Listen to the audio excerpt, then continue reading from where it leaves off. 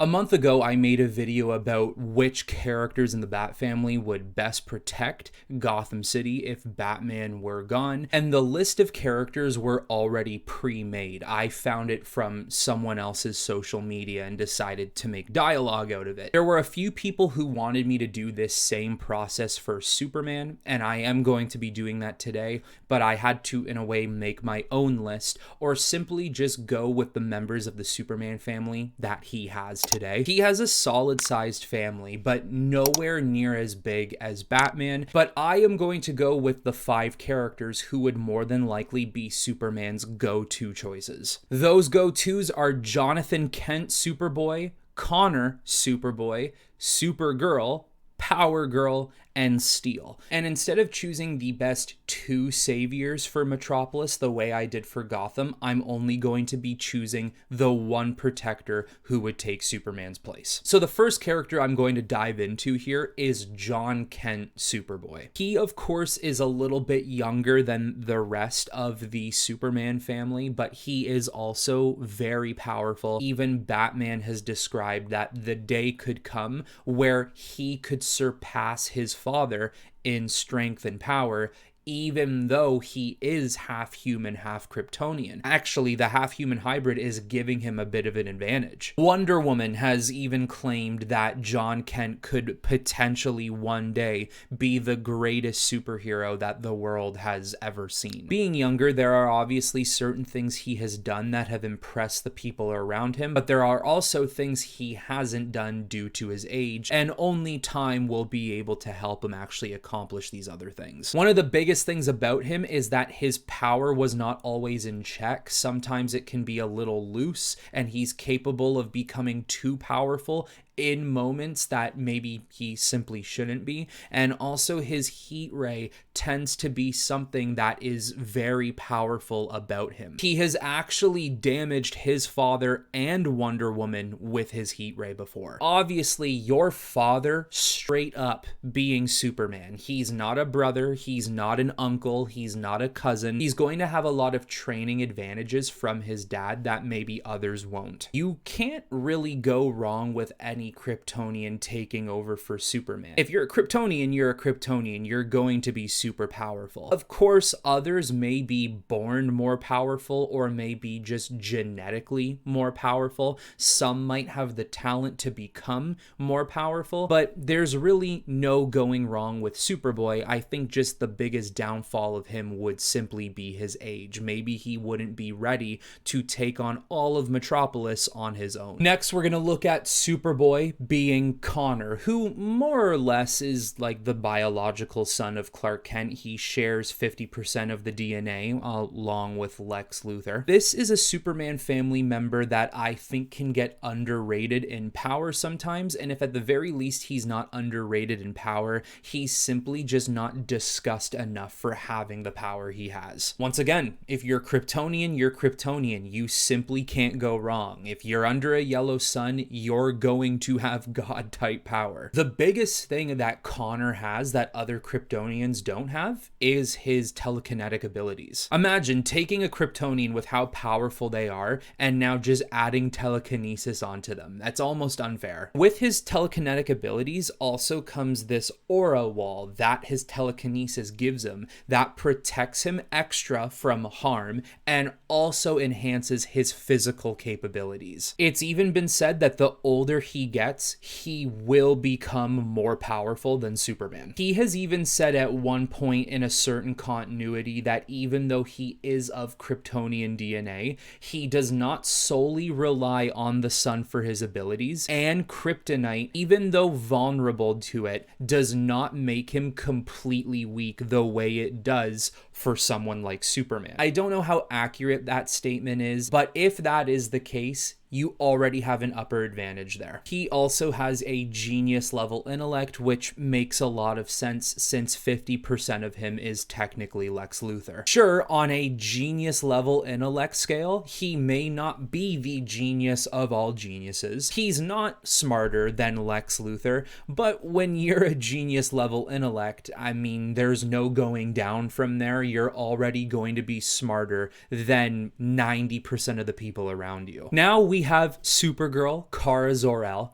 who I would argue possibly has the most feats of any Superman family member after Superman, and would potentially be the most popular choice to take over the mantle of main protector of Metropolis with Superman gone. She's been described to throw punches that almost feel like moons being thrown at your face. Once again, these Kryptonians, power knows no bounds. She has moved at literally flash type speeds to get from Earth to the source wall. And you know how everyone says that with speedsters, one big reason why they're not beatable is because they can speed blitz? Well, Kara has speed blitzed the Flash in fights before and even beat him by doing it. And even if Barry was holding back in that instance, Kara was still fast enough to do it. There have been many times before where she has even gone toe-to-toe with her cousin, Kal-El, and it's even been said that she could potentially beat him. I think if it were all out, of course, you would obviously have Superman be the victor, but she's not far behind. Believe it or not, I think her biggest advantage is the fact that she actually knows how to fight too. When you have a lot of super strength characters, it can become flying around, punching as hard as you can, flying them into objects, and etc. With her, she actually knows how to fight in martial art forms. She knows how to fight martial arts on Earth and even some teachings from Krypton. So if anything were to ever happen and she were to lose her powers for a time being, she would know how to defend herself. And when she does have her powers, not only is that a threat to any villain, but she is properly trained. She can even read information at a blink of an eye and completely read somebody's DNA strand. And whereas that is definitely a strength,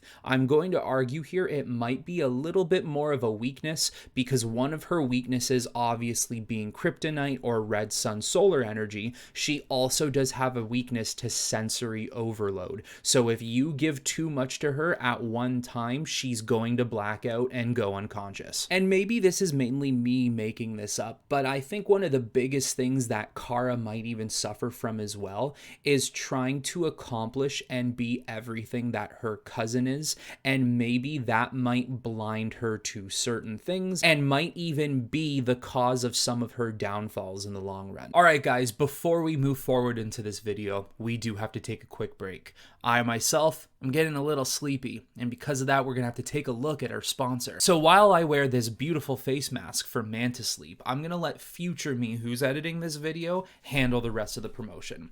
I will see you guys in a little bit.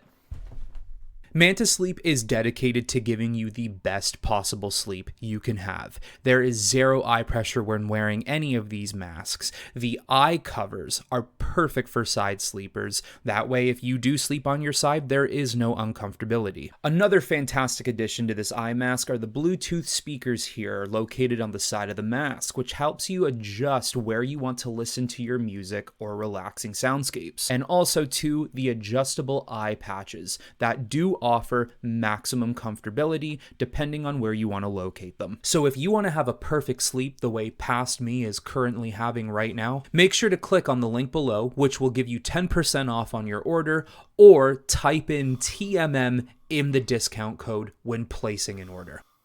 Next is another Supergirl, technically, in Powergirl, and she is probably the weaker one of the bunch, considering she's from Earth 2 and the power scaling there is a little more dumbed down. Even though she's weaker, she's still of Kryptonian physiology, and she can still do insane things like any other Kryptonian can. Although, because of their weaker scaling, she might also have a little more vulnerabilities that our Kryptonians don't have. She has been seen to take on and even beat really strong versions of Green Lanterns from all over the multiverse, stronger versions of Green Lanterns than the Prime Earth. She's been seen to even defeat certain Supermans in the multiverse. She, and I even remember this, fought Wonder Woman on equal ground, and I believe punched her from Metropolis all the way to Canada. There have even been times where she has proven she can be stronger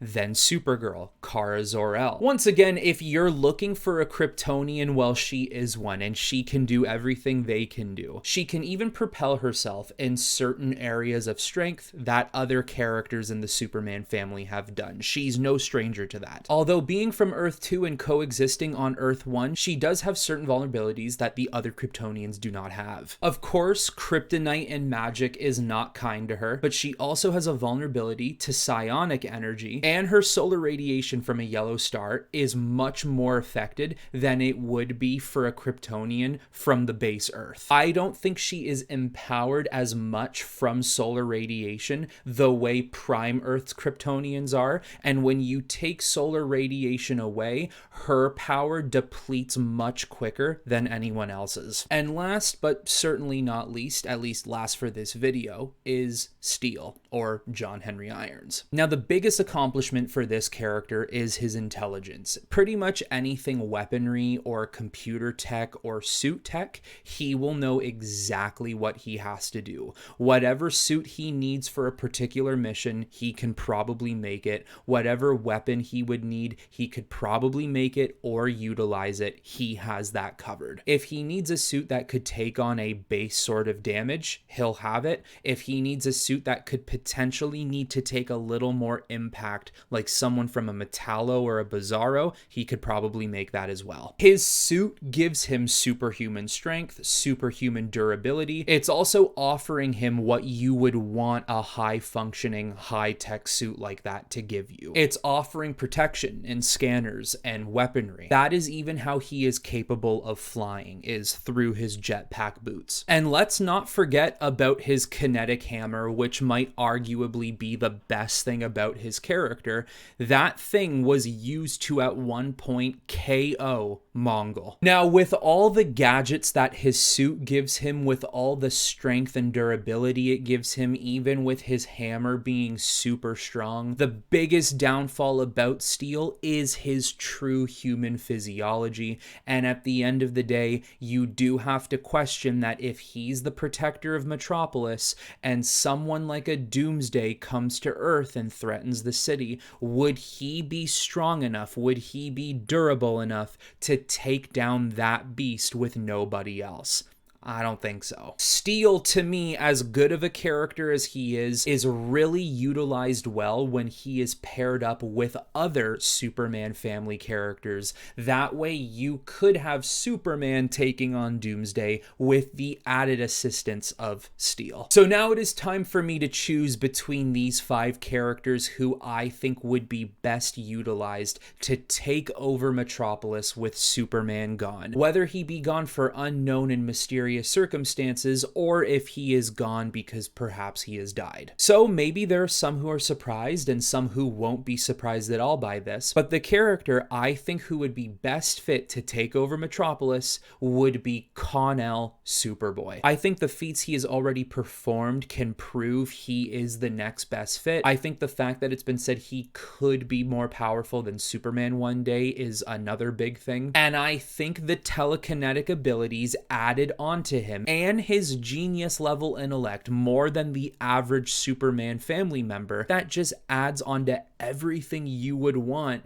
to the protector of Metropolis. He is really what all these Superman family members are and more with that telekinesis, because that is what is really making him overpowered. If he was not around, the second character I would go with is Supergirl, Kara Zor-El. Following her, I would go with Powergirl, and then after Powergirl, it would be Jon Kent, and that is mainly because Jon Kent is still a little too young. You might want to age him up a little bit. And then after Jon Kent, my last resort would be Steel. So there you go, guys. That is who I would go with the protector of Metropolis based off of the 5 characters we discussed here. Now, you leave in the comments below, out of these 5 characters, who do you think would be the best fit to take over Metropolis with Superman gone? And maybe give me some reasons on why you feel the way you do. That is all I have for you on this video, everyone. I hope you all enjoyed it, and until next time, I will talk to you all